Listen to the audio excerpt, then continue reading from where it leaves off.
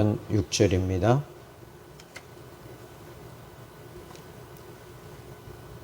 구약성경 시편 66편 6절입니다. 하나님이 바다를 변하여 육지가 되게 하셨으므로 무리가 걸어서 강을 건너고 우리가 거기서 주로 말미암아 기뻐하였도다. 다시 한번. 하나님이 바다를 변하여 육지가 되게 하셨으므로 무리가 걸어서 강을 건넜고 우리가 거기서 주로 말미암아 기뻐하였도다. 이 영의 세계는, 이 영의 세계와 육의 세계는 분명한 차이를 가지고 있고, 이 차이는 어떤 관점으로 보면 아주 큰 관점으로 크게 볼 수도 있고 작게 볼 수도 있는데, 영의 세계는 종이 한 장 차이와 같습니다. 이 종이 한 장은 참 이 얇은 것이 이 종인데 그냥 찢어버리면 이 종이는 힘이 없는데요. 그런데 이 영의 세계가 바로 이와 같아요. 그래서 오늘 이 영의 세계에 대해서 구체적으로 이야기하기보다는 이 말씀을 이제 이 오늘 본문의 말씀을 열어가기 위해서 이야기하는 먼저 서두에 불과한 것입니다. 먼저 그러면 영의 세계가 뭔가? 영의 세계란 하나님의 세계입니다. 여러분 여기에 다시 여러분 말씀드릴게요. 영의 세계는 하나님의 세계입니다. 그래서 하나님의 세계란 하나님 자신을 말하는 것입니다. 다시 한 번 더 반복합니다. 영의 세계는 하나님의 세계이자 하나님 자신을 말하는 것인데, 이 영의 세계가 열어지려면 하나님 자신이 열어주셔야지 이 영의 세계가 열어지게 됩니다. 우리가 노력한다고 해서 영의 세계가 열어지는 게 아닙니다. 기도원에 가서 매달린다고 해서 영의 세계가 열어지는 것이 아닙니다. 영의 세계는 하나님 자신이 영의 하나님이시기 때문에 이 영의 세계인 하나님 자신을 본인이 열어주셔야지만이 이 영의 세계가 그때 열어지는 거예요. 그래서 성경 전체는 이것을 얘기하고 있습니다. 예수님이 이 땅에 오신 것은 영의 세계를 열어주시기 위해서 오신 겁니다. 성령님이 오신 것도 영의 세계를 주시기 위해서 오신 것입니다. 이 전제를 여러분이 분명히 하시고 신앙생활을 하셔야 됩니다. 오늘 본문 6절의 말씀을 보면은 거기서 주로 말미암아 기뻐했다. 시인이 말하는 거기는 어떤 장소를 말하는 것일까요? 6절의 말씀에 보니까 바다라는 말은 홍해라는 말입니다. 애굽에서 군대가 이스라엘 자손을 지금 따라오는데, 이집트 바로에게 있어서 이스라엘 이 노예들은 돈줄이자 이 애굽을 움직이는 이 제일 밑바닥의 힘입니다. 그런데 밑바닥이 무너지면, 하급이 무너지면 중급이 무너지고 상급이 무너지기 때문에 이 애굽의 경제가 무너지게 돼요. 그래서 애굽에 있어서는 경제적인 문제는 애굽에 지금 위기가 찾아온 겁니다. 그런데 이 위기가 찾아왔을 때 애굽의 바로는 이 이스라엘 자손들을 다시 끌고 와야 돼요. 그래야지 이 애굽의 경제가 안정이 되는 거예요. 그런데 이 부분에 있어서 바로는 이스라엘 자손들이 나가는 그 과정과 여정 속에서 자신들의 힘으로는 안 되고 있다는 걸 알았어요. 그런데 문제가 애굽의 바로는 이왕에 우리가 이스라엘 자손들을 데려오지 못한다면 저들을 다 죽여버리라는 거예요. 왜? 돈줄인데 이 돈줄인 노예들이 다른 나라에 가게 되면 그 나라가 부강해져요. 그래서 죽여야지 되는 거예요. 이게 여러분 세상의 논리이자 정치이고 이것이 경제적 문제입니다. 이게 세상이 돌아가는 원리입니다. 그래서 애굽의 바로는 모든 병거, 모든 애굽의 온 군대를 다 동원해서 이스라엘 자손들을 지금 치러가고 있었어요. 그런데 이 부분에 있어서 이 이스라엘 자손들은 애굽의 군대가 지금 눈앞에까지 왔어요. 눈에 보이는 거예요. 그러면 그들이 느끼는 것은 무엇을 체감하고 있었냐면 두려움을 체감하고 공포를 체감하고 있는 것입니다. 이런 상황에서 이스라엘 백성들은 공포와 두려움 속에서 원망하는 것 당연한 것입니다. 정말 원망할 수밖에 없습니다. 왜냐하면 그들이 나온 목적이 뭐죠? 잘 살기 위해서 나온 거예요.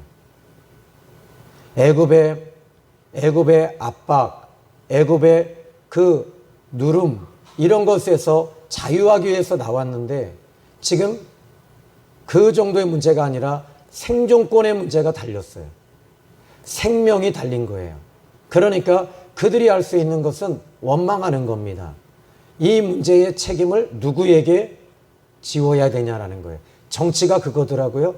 어떤 문제가 터지면 그 문제를 누구에게가는 반드시 다 전가시켜야 되는 거예요. 그런데 이스라엘 자손들은 이 문제를 모세에게 전가했습니다. 모세가 문제라는 거예요. 이거 당연한 거죠. 그런데 이들이 여기서 한 가지 발견하지 못한 게 하나 있습니다. 뭡니까? 애굽에서 나올 때 10가지 재앙이 있었잖아요. 그 10가지 재앙에서 누가 이 10가지 재앙을 하신 겁니까? 예를 들어 볼까요? 지금 물이 변하여 피가 되어지는 사건. 애굽의 나일강에 다 모든 강이 다 피로 바뀌었어요. 개구리가 갑자기 일어나요. 황충이 일어나요. 이가 일어나요. 그리고 갑자기 온 하늘이 캄캄해지고 이 벼락이 떨어지면서 천둥이 치면서 불이 우박과 함께 막 쏟아집니다. 그런데 이런 일들이 계속 8가지가 일어나다가 9가지쯤 돼서는 이제는 장자가 다 죽어버리는 거예요. 이 모든 것들을 하나님이 하고 계셨다는 거예요. 그들은 하나님이 하시는 걸 알고 있었어요.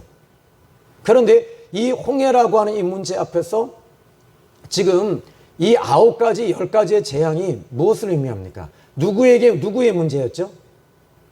애굽 사람들에게 벌어진 문제였어요.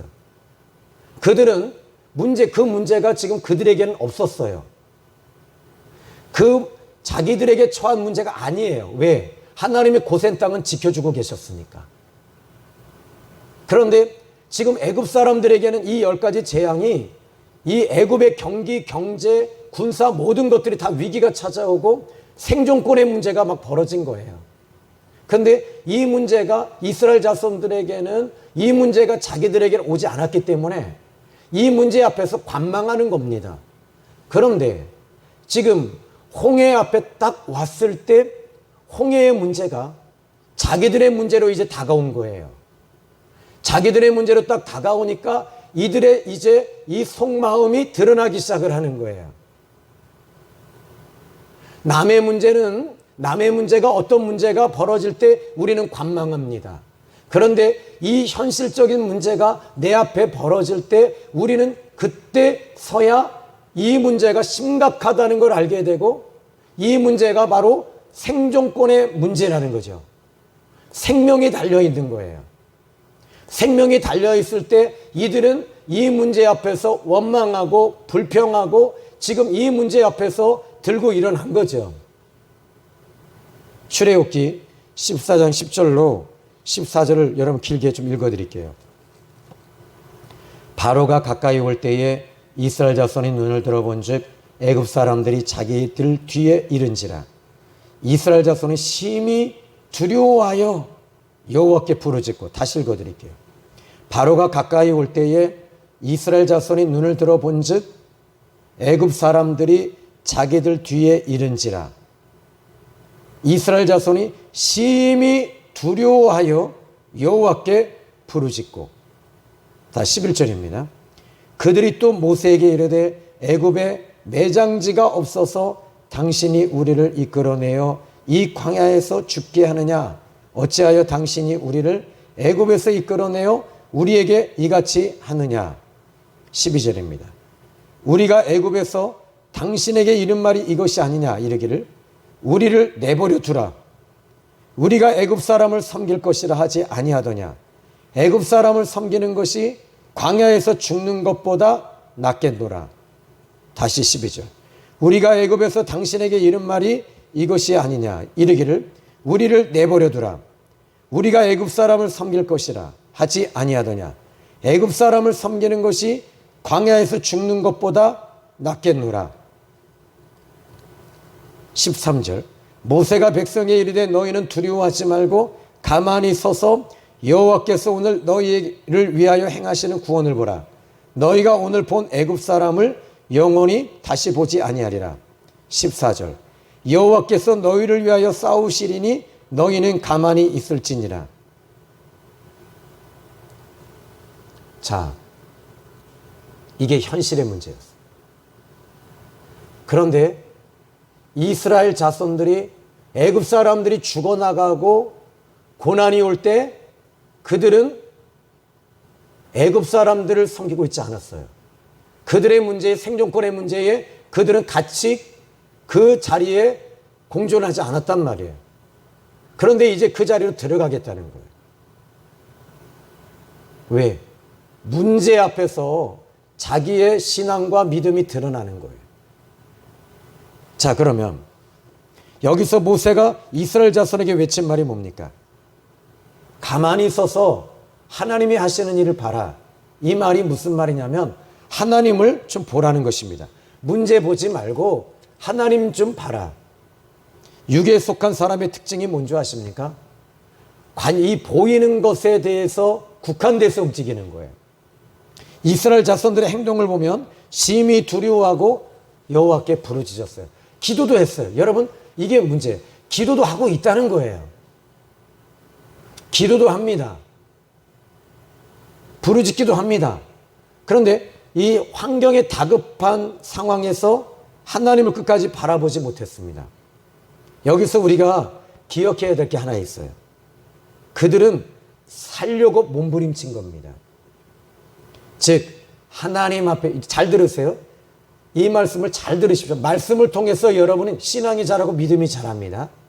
이 말씀을 통해서 주님의 뜻을 찾으셔야 되고 이 말씀을 통해서 여러분 답을 찾으셔야 돼요.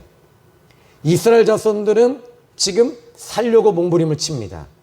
그런데 하나님 앞에 그들이 내려놓지 못했던 거예요. 내려놓음이란 무엇이냐면 목숨이라는 것을 내려놓지 못했어요. 나의 가장 은밀한 숨겨진 본성을 죽이지 못하고 아우성친 겁니다. 그러니까 여기 모세는요, 호렙산에서 하나님을 만났을 때 하나님께서 그에게 요구하신 게 뭐냐면 네 목숨 내놓으라는 거야.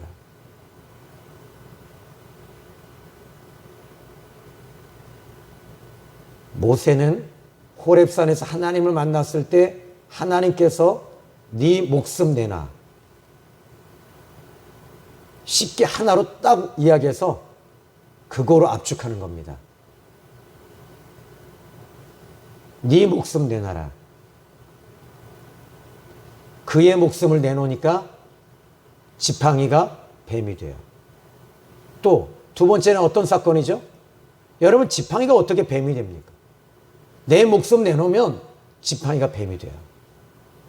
두 번째, 네 손을 네 품속에 넣어라. 넣었어요. 빼라. 문둥병이 왔어요. 나병이 왔어요. 끝난 거예요. 그의 사역, 그의 인생, 그의 비전, 그의 미래 모든 것이 다 끝이 났어요. 나병은 오늘날의 암병보다 무서운 겁니다. 지금 코로나 무섭죠. 또 원숭이 두창이 지금 일어나서 세계적인 질병으로 위기로 이제 WHO에서 미국에서 이제 발표가 납니다. 그런데 이 나병은 더 무서워요. 그런데 모세의 손에 나병이 왔어요. 다시 넣으래요. 넣었어요. 여전히 깨끗해졌어요. 네 목숨 내놓으라는 거예요. 예수 믿는 거 뭔지 아십니까? 내놓으라는 거예요. 근데 이스라엘 자손들이 홍해 앞에서 내 목숨 못 내놨어요. 못 내놓으니까 40년 동안 그 싸움 한 거예요. 내 목숨을 안 내놓는 거예요. 내 목숨을 하나님 앞에 안 드리는 거예요. 예배도 드립니다. 제사도 드립니다. 기도도 합니다. 내 목숨 안 내놔요. 다 복 받으려고 몸부림쳐요. 복 받으려고 전에 한번 권사님 한 분이 그러시더라고. 20년 전에 목사님 우리 집이 좀 팔려야 되겠는데 어떻게 했으면 좋겠어요? 제가 이 기도하시는 분이 성가대 가운을 좀 하면 20벌을 하면 그 문제 풀어준다고 하는데 제가 그랬어요. 당신 목숨 내놓으세요. 그랬더니 시험이 왔어요. 하나님이 원하시는 건 내 목숨 내놓는 거예요. 이스라엘 자손들이 자기 목숨을 내놓지 않으니까 어떻게 돼요? 시험이 든 거예요. 고난이 온 거예요. 자기 목숨을 내놓은 사람은 시험과 고난 이것에 개의치 않습니다. 이미 나는 죽었기 때문에. 여러분 내가 살아서 팔딱팔딱 뛰는 거야. 하나님 앞에 번제를 드릴 때 제사를 드릴 때 제사가 뭡니까? 번제잖아요. 예배가 뭡니까? 번제잖아요. 근데 이 번제에서 내 생명을 내 목숨을 안 죽이는 거예요. 예수님 당시에도 그랬다고 그랬잖아요. 예수님 당시에도 제사장들이 송아지를 가져와서 문 앞에서 사람들에게 돈을 줍니다. 돈을 받습니다. 그리고 그 사람이 이제 그 송아지를 가지고 예루살렘 성전에 번제단까지 와서 그냥 문으로 빼서 뒤로 돌립니다. 한 마리가 딱 번제단에 와서 죽어야 되는데 죽지 않고 그 한 마리는 뭐 하냐면 수천 번을 돌기만 합니다. 빙빙 돕니다. 빙빙 돌기만 하고 또 돈만 받습니다.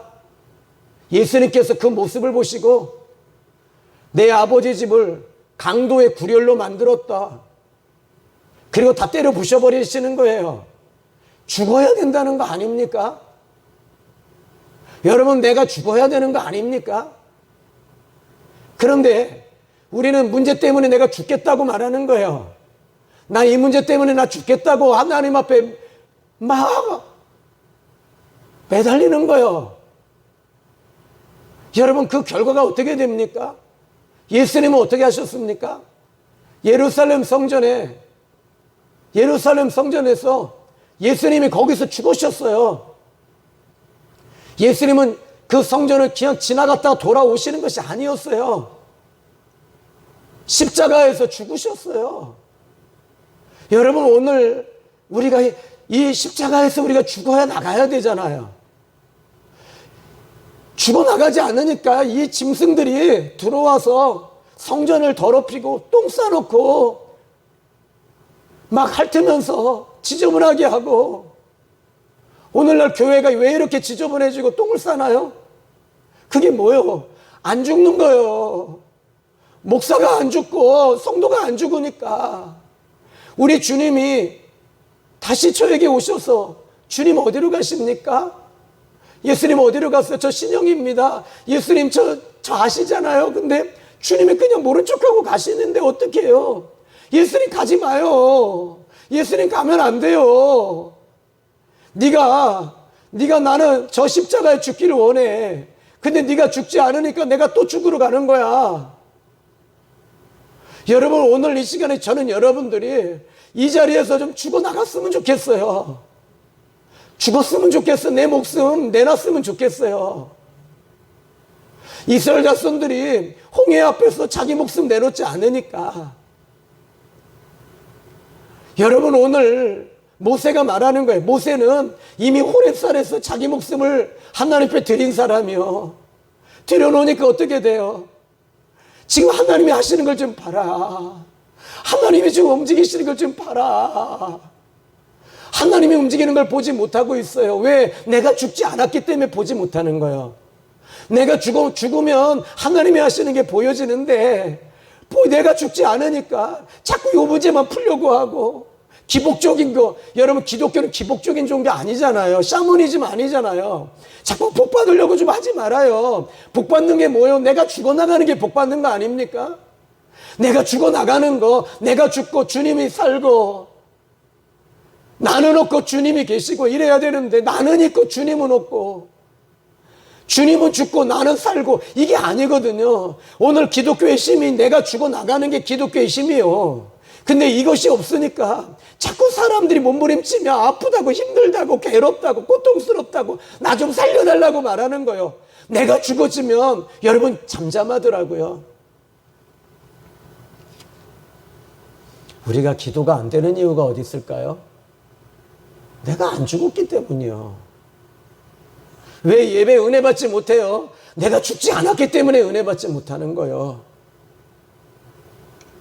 나를 죽이지 않는 기도는 어떻게 바뀌는 줄 아세요? 다 나를 위해서 모든 것이 돌아갑니다. 하나님 앞에 예물 드릴 때도 복 받으려고 하는 거고, 예배도 마찬가지고. 그런데 나를 죽인 사람들의 특징이 뭔지 아십니까? 내 중심으로 안 움직여요. 나는 중요하지 않아. 주님의 뜻이 중요한 거예요. 로마서 8장 14절에 바울이 이렇게 말하더라고요. 하나님의 영으로 인도함 받는 사람, 하나님의 아들이다. 육신의 생각은 사망이요, 영의 생각은 평안이니라. 육신에 있는 자들은 하나님을 기쁘시게 할 수 없다. 그런데 다 나 자신을 위해서 움직여지는 거잖아요. 그러면 이 나 자신을 죽인 사람들의 특징은요, 하나님의 영의 인도를 받기 시작을 해요. 하나님이 움직이는 게 느껴지고 알게 되고, 이 부분에 대해서 하나님이 이걸 원하시는구나.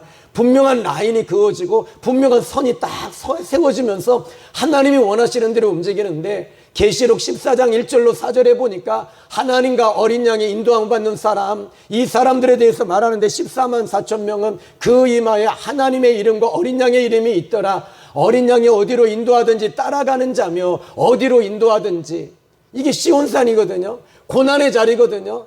이 괴로움의 자리거든요. 바울이 빌립보성에 안 들어가려고 그랬어요. 아시죠?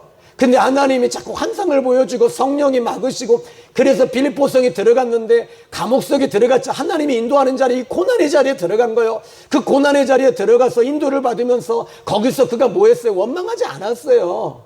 왜? 그는 자기 목숨을 내놓은 사람이고 다시 태어난 사람이요, 다시 살아난 사람이요. 그러니까 살아나니까 하나님 나 너무 좋아요. 이 빌립보 감옥이 너무 좋아요. 나 이 빌립보 감옥이 행복해요. 왜요? 주님이 여기 계시잖아요. 나는 온몸이 쑤시고 매 맞아서 죽을 것 같아도 이 자리에 주님 계시잖아요. 이 자리에 예수님 계시잖아요. 하면서 그가 하나님을 찬양하는 거예요.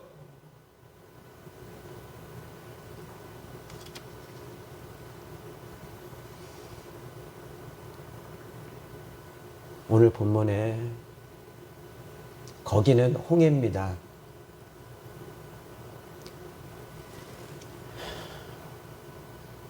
나를 죽이는 장소가 되라는 거죠. 나를 죽이는 장소가 되고 다름받는 곳. 여러분은 어떤 문제가 있습니까? 이 시간이 여러분을 죽이는 장소가 되시기를 주님의 이름으로 축원합니다. 먼저 여러분 여기서 그 문제 앞에서 나를 좀 보세요. 내가 살았나 죽었나?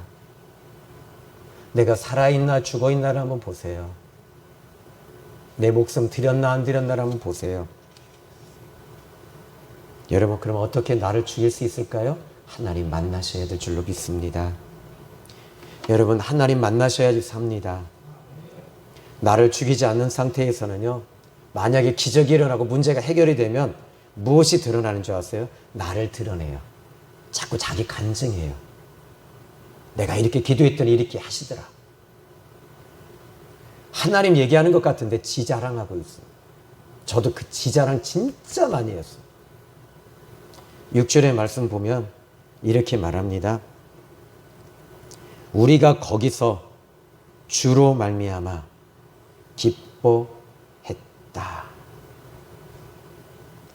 여러분, 나를 죽이지 않으면 7절에 뭐가 나와요? 여기 보니까 한번 7절을 제가 읽어드릴게요. 그가 그의 능력으로 영원히 다스리시며 그의 눈으로 나라들을 살피시나니 거역하는 자들은 교만하지 말지어다. 뭐가 나와요? 교만이 나오니. 여러분, 나를 죽이지 않으면 내가 인생의 주인이 됩니다. 나를 죽이면 내 인생의 주인은 주님이 되심을 믿으시기 바랍니다. 자, 그러면 오늘 본문의 말씀을 시편 66편에요. 이 가장 많이 나오는 반복되는 단어가 하나 있네요. 바로 3절에 보니까 하나님께 아뢰기를 주의 일이 어찌 그리 어미하신지요. 주의 큰 권능 주께. 4절 주께. 주를 주의. 그리고 6절에 주로 말미암아. 그리고 10절에 주께서. 12절에 주께서. 13절에 주의. 주께서. 15절에 주께. 나를 내 생명 내놓으면 내 인생의 주인이 바뀌어요. 여러분의 모습이 그렇게 되기를 주님의 이름으로 축원합니다. 이제 바울이 말하죠. 내가 사는 것 아니라 내 안에 그리스도께서 사시는 것이라. 여러분, 내가 십자가에 못 박혀 죽었나니 이제 내가 사는 것 아니라 내 안에 주님이 사시는 것이다. 여러분, 이 말씀 어렵다고요? 아직 여러분이 안 죽어서 어려워요. 죽으면 쉬워요. 난 목사님 말씀 너무 어려워. 안 죽었기 때문에 어려워. 죽으면 쉬워요. 이 요한복음 3장 8절에 보니까 니고데모에게 주님이 말씀하시는데 니고데모가 어렵대요. 물과 성령으로 나지 않으면 하나님의 나라를 볼 수 없다고 하니까 이거 어떻게 해? 나 어려워요. 그랬더니 주님이 네가 거듭나지 아니하면 하나님의 나라에 네가 들어갈 수 없다. 네가 죽어야지 들어가 하면서 이 요한복음 3장의 이 말씀을 좀 보면요. 이렇게 3장 6절로 8절 한 번만 더 읽어드리고 이제 말씀 마칠게요. 육으로 난 것은 육이요 영으로 난 것은 영이니 내가 너에게 거듭나야 하겠다는 말을 놀랍게 여기지 마라. 자, 다시 8절. 바람이 임의로 불매 네가 그 소리를 들어도 어디서 와서 어디로 가는지 알지 못하나니 성령으로 난 사람도 그러하니라. 육으로 난 사람은 육으로만 가요. 영의 세계 이해 못해요. 그런데 영으로 거듭난 사람, 죽은 사람은요, 내 세상적인 것 딱 죽은 사람은 8절에 바람이 임의로 불매 어디서 와서 어디로 가는지 알지 못하듯이 성령으로 난 사람은 하나님이 움직이는 대로 움직이는 사람이에요. 아멘. 이거 말하는 거예요. 성경 전체가 다 이걸 얘기하고 있어요. 이게 성경의 비밀이에요. 여러분, 내려놓으세요. 힘드시잖아요. 포기하세요. 내 목숨 내려놓으세요. 그냥 주님 앞에 내려놓으십시오. 여기까지밖에 할 말이 없어요. 기도하겠습니다. 하나님, 짧은 메시지 속에서 우리는 무엇이 문제였는가? 왜 이 문제 안 풀어주시지?